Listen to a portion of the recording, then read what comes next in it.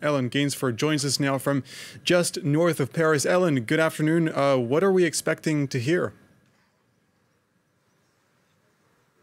Well, that's right, Wasim. Today, Emmanuel Macron is going to be setting out his platform for if he is re-elected for that second term.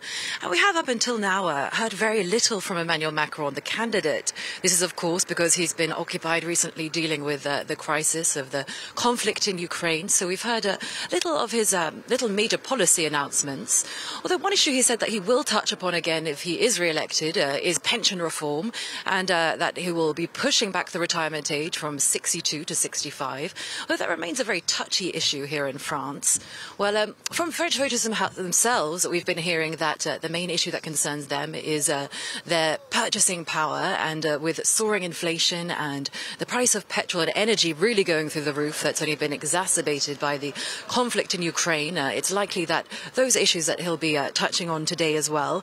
Well, surveys have for months been saying that that is the most important issues for voters. And last year it was looking like crime and immigration could have been the top issues this year. But with the conflict in Ukraine and the rise in the cost of living, that's really pushed those out of the main debate. And back in 2017, Emmanuel Macron, as a candidate, was, of course, looking for a third way of neither the traditional left or traditional right. And it'll be interesting to see now, after 5 years in office, where his platform lies today on that political spectrum.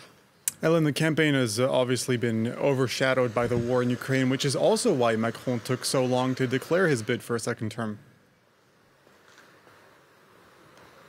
That's right. The conflict in Ukraine has really shaken up the French election.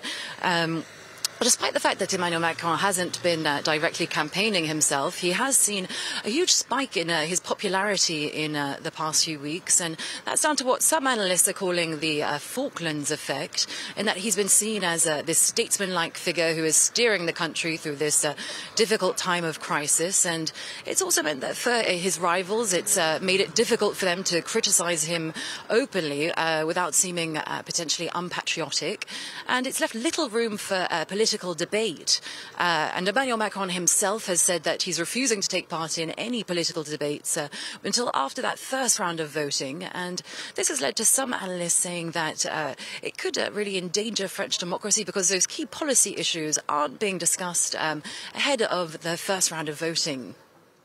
France 24's Ellen Gainsford at that campaign event just north of Paris. Ellen, thank you very much.